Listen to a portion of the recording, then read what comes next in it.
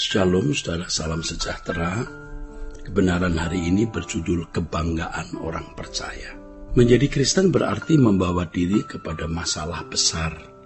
Karena ketika kita menjadi orang Kristen, kita harus mengikut jejak Tuhan Yesus. Jejak Tuhan Yesus adalah pertumbuhan atau progresivitas untuk bisa melakukan segala sesuatu sesuai dengan pikiran dan perasaan Allah Bapa. Ini merupakan perjuangan yang bisa terwujud kalau kita melepaskan segala sesuatu.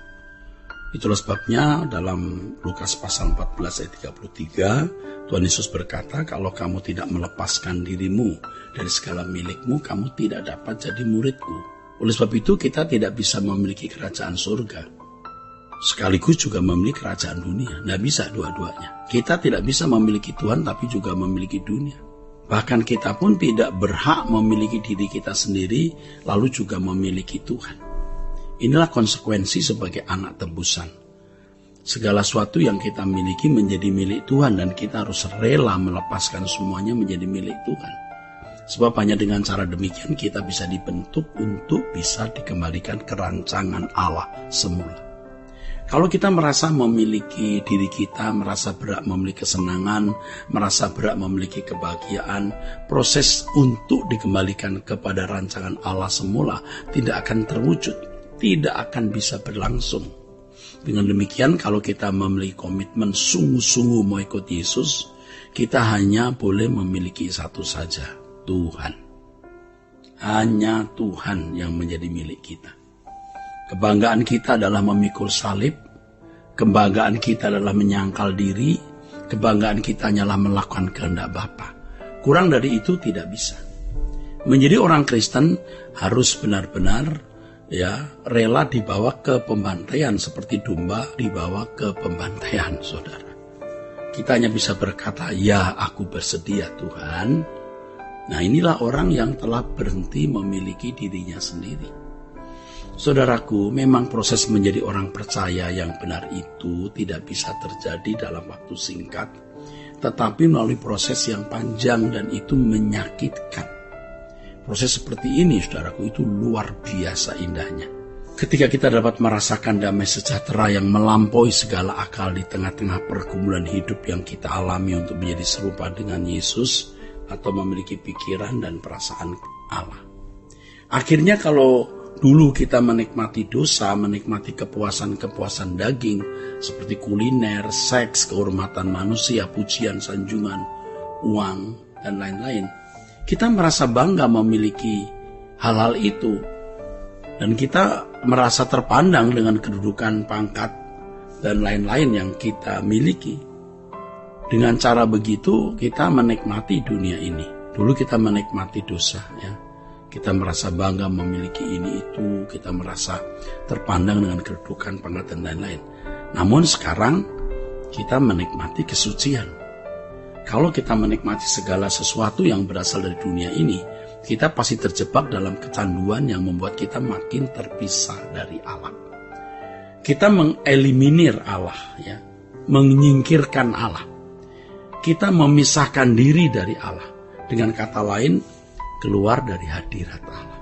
Tetapi kalau kita sekarang sungguh-sungguh mau melakukan kehendak Allah, menjadi orang-orang yang sungguh-sungguh bersedia dikembalikan ke rancangan Allah, ya tentu kita harus mau masuk dalam proses yang berlangsung. Bagaimana kita hidup dalam kekudusan dan kesucian, dan hal itu membuat kita bisa menikmati kesucian. Kalau dosa bisa dinikmati, kesucian juga mestinya bisa dinikmati. Ketika kita dilukai, kita diperlakukan tidak adil, kita bisa dengan tulus mengampuni mereka. Kita juga minta agar Tuhan mengampuni mereka. Ya ini pada mulanya menyakitkan diri kita sendiri, tetapi lama-lama menjadi kenikmatan. Sakit yang kita nikmati itulah kesucian, dan kita ya bisa menikmatinya, menikmati kesucian. Menikmati dijahati, tidak membalas kejahatan, itu kenikmatan. Ketika kita karena jujur menjadi miskin, karena jujur kita tidak punya rumah bagus, karena jujur kita tidak punya kendaraan, ya kita menikmati kesucian dengan kendaraan apa adanya, dengan rumah sederhana.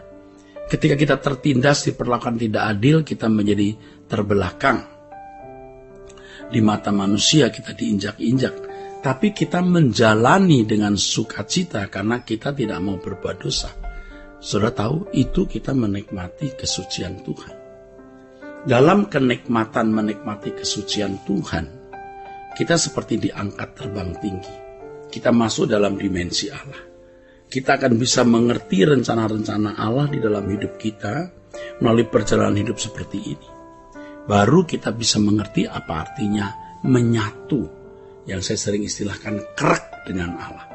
Kita baru bisa mengerti karena mengalami apa artinya Allah itu hidup, Allah itu nyata, saudaraku.